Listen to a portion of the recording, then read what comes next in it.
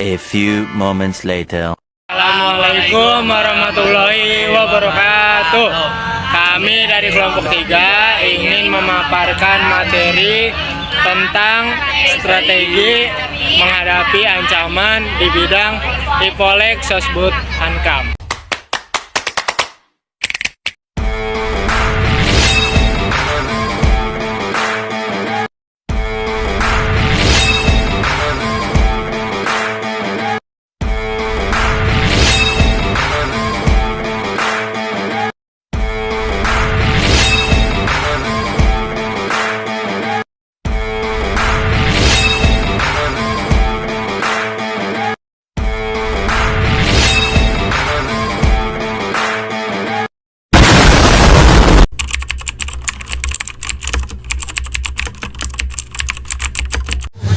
Strategi mengatasi ancaman di bidang Ipolek Sosbud Ankam. Strategi mengatasi ancaman berdimensi ideologi salah satu ancaman dari militer yang membahayakan kehidupan bernegara dan berbangsa negara. Konsep penanganannya ditempatkan dalam kerangka upaya bela negara dengan strategi pertahanan berlapis, yaitu melibatkan berbagai unsur sebagai berikut. Yang pertama ada unsur pertahanan militer, yakni kementerian atau lembaga pemerintahan non-kementerian LPNK yang membidangi ideologi. Yang kedua, unsur pemerintahan yang membidangi politik luar negeri. Yang ketiga, unsur pemerintahan yang membidangi informasi. Mereka mendinamisasikan kekuatan nasional. Yang keempat, unsur pemerintahan yang membidangi politik. Yang kelima, unsur pemerintah yang membidangi agama. Yang terakhir, unsur pertahanan militer.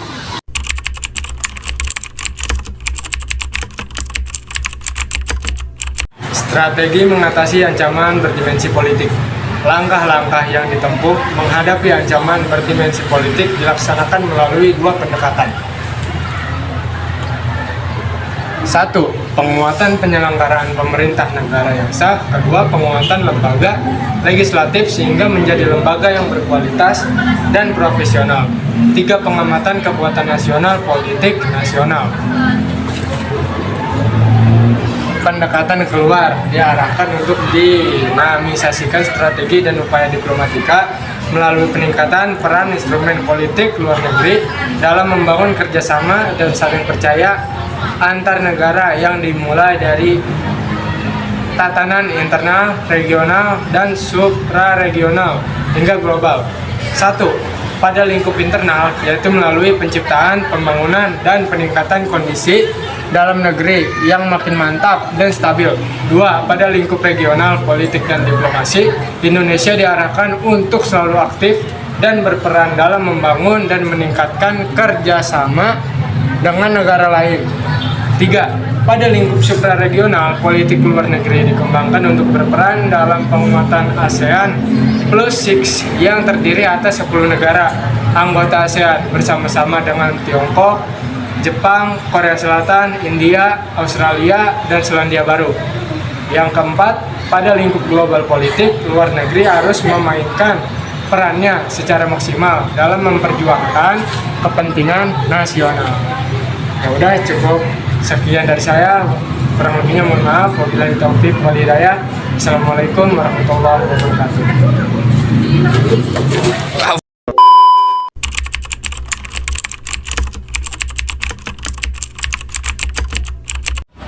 Tiga, strategi mengatasi ancaman berdimensi ekonomi.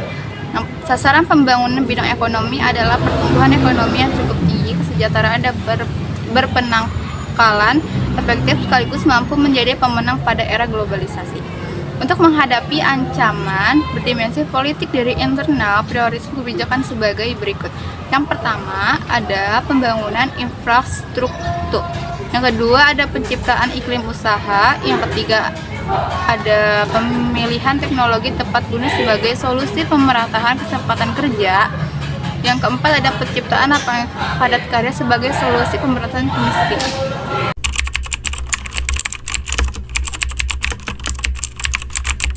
Strategi mengatasi ancaman berdimensi sosial dan budaya. Kemiskinan, kesenjangan sosial, dan kebodohan terjadi masalah sosial karena kondisi ini mampu mendorong terjadinya benturan yang berakibat pada masalah separatisme, terorisme, dan kekerasan. Perlu strategi yang terorganisasi dengan berkeras untuk menghadapi ancaman berdimensi sosial. strategi mengatasi ancaman berdimensi sosial budaya, yang itu menjadi nilai-nilai Pancasila sebagai filter. Selain klaim kebudayaan, masyarakat Indonesia harus menghadapi masuknya nilai-nilai budaya Barat. Masyarakat tidak dapat menolak masuknya nilai-nilai budaya Barat melalui globalisasi, akan tetapi masyarakat dapat memilih untuk menerima atau menolaknya, tetapi yang bertentangan harus ditolak. B. Meningkatkan rasa nasionalisme adalah ajaran untuk mencintai bangsa dan negara sendiri. Kebanggaan, kecintaan terhadap bangsa dan negara bukan berarti merasa lebih hebat dan unggul daripada bangsa dan negara lain.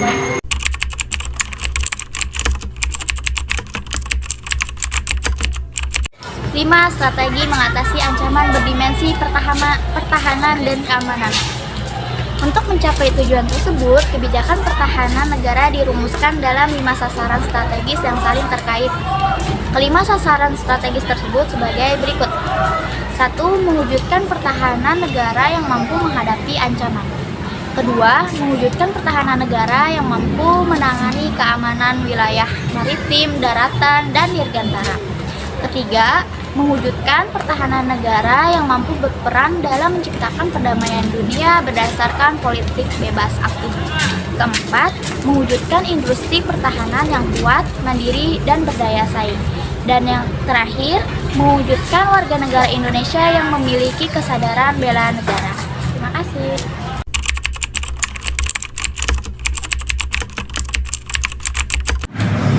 A. Ancaman kejahatan dunia maya. Kejahatan dunia maya juga dikenal dengan cybercrime. Kejahatan dunia maya juga terjadi di Indonesia. Strategi menghadapi cybercrime yang dilakukan adalah bekerjasama dengan berbagai pihak seperti akademis programmer dan negara lain. B. Ancaman terorisme. Strategi mengatasi ancaman yaitu 1. Terorisme yang dapat dilakukan sebagai berikut. 2. Membentuk Badan Penanggulangan Terorisme. 3. Yaitu pengesahan Undang-Undang Anti Terorisme, memperkuat aparat negara agar pelaku terorisme tidak mudah memperoleh persenjataan maupun persembunyian yang aman. C. Konflik perbatasan. Konflik perbatasan dapat diselesaikan melalui strategi berikut. 1. Yaitu menguatkan alutsista serta meningkatkan teknologi untuk mengawasi daerah. 2. Pemerintah melakukan perundingan dengan negara-negara tetangga untuk menetapkan status wilayah perbatasan dan menyelaraskan investasi adanya zona netral dan zona bebas. 3. Teknik memperkuat penjagaan di wilayah perbatasan dengan melakukan patroli baik oleh TNI Angkatan Darat, Angkatan Udara maupun Angkatan Laut. 4. Pemerintah perlu memberikan pendidikan pentingnya menjaga wilayah perbatasan dan wilayah masyarakat. D. Ancaman illegal fishing. Illegal fishing mengakibatkan negara merugi. Diperlukan upaya penangkapan kejahatan yang komprehensif untuk mengungkapkan dan meminimalisasi adanya illegal fishing di Indonesia. Pemerintah Indonesia dapat menyita dan menyandera kapal asing yang melintas batas kedaulatan negara. Baik, cukup sekian. Terima kasih.